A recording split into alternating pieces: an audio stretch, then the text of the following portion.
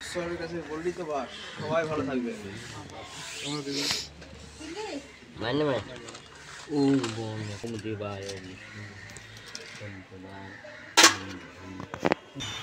বট গাছের ঝুড়ি থেকে এসে এটা মানে গণেশের মতো আকার ধারণ করেছে। মা যেখানে থাকবে সেখানে তো তার ছেলে থাকবে, তাই না? তো যেখানে মা দুর্গা সেখানে গণেশ।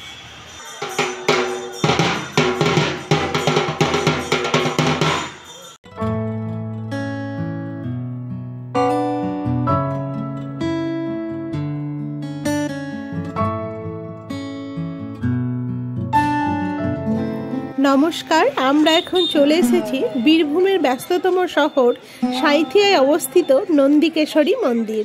কলকাতা থেকে প্রায় 200 কিলোমিটার দূরত্বে অবস্থিত মায়ের এই মন্দির। হাওড়া এবং শিয়ালদহ স্টেশন থেকে সাঁইথিয়া জংশন পর্যন্ত প্রচুর ট্রেন অ্যাভেলেবেল আছে। আর সাঁইথিয়া স্টেশনে নেমে হাঁটা পথে এই মন্দিরের দূরত্ব হলো 2 থেকে 3 মিনিট। একদম স্টেশন লাগোয়া মায়ের এই মন্দির। বটবৃক্ষের নিচে ছোট্ট এই গর্ভগৃহে মায়ের অধিষ্ঠান। স্থানীয় মানুষেরা এই মন্দিরটিকে নন্দিকেশ্বরী মন্দির বললেও মা এখানে নন্দিনী রূপে পূজিতা।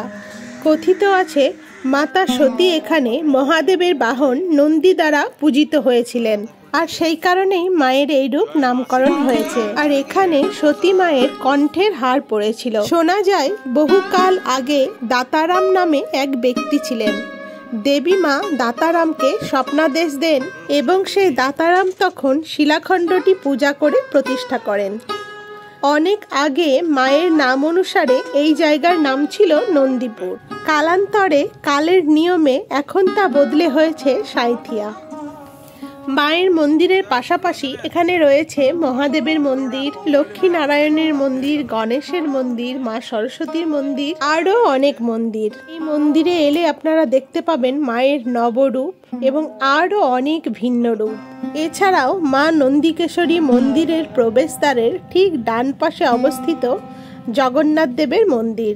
এখানে ভোগ খাওয়ারও ব্যবস্থা আছে। আপনারা যদি মনে করেন এখানে এসে দুপুরের ভোগ প্রসাদ গ্রহণ করবেন, তাহলে কিন্তু আপনাদেরকে নাম লেখাতে হবে।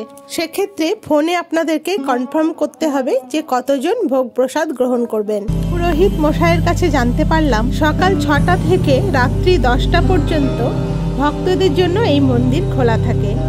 আর এটি হচ্ছে 49তম সতীপীঠ। এখানে শনি, মঙ্গলবার ও অমাবস্যায় বলিদান করা হয়। এই মন্দিরে আমি আগেও অনেকবার এসেছি।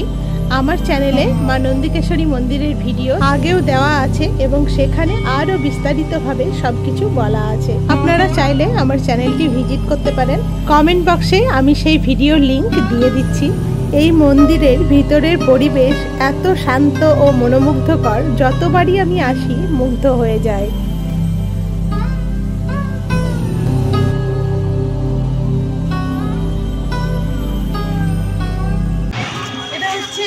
গণেশ ঠাকুর, আমাদের গণপতি বাপ্পা বট গাছের ঝুড়ি থেকে এসে এটা মানে গণেশের মতো আকার ধারণ করেছে।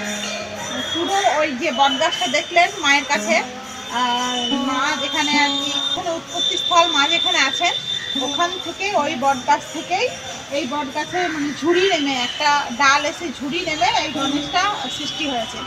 মা যেখানে থাকবে সেখানে তো তার ছেলে থাকবে, তাই না? তো যেখানে মা দুর্গা সেখানে গণেশ। তো আপনারা দেখতেই পাচ্ছেন কিভাবে গণেশটা সৃষ্টি হয়েছে। তো সেই থেকে সবাই এখানে মানুষ পুজো দেয়, জয় গণপতি বাপ্পা। তো বন্ধুরা, সম্ভব হলে আপনারা অবশ্যই একবার এখানে ঘুরে যাবেন, মা নন্দিকেশ্বরী মন্দির দর্শন করে যাবেন। এখানকার মা কিন্তু খুবই জাগ্রত, অবশ্যই আপনার মনস্কামনা পূর্ণ হবে। তো আজকের মতো আসছি। সবাই খুব ভালো থাকবেন, সুস্থ থাকবেন।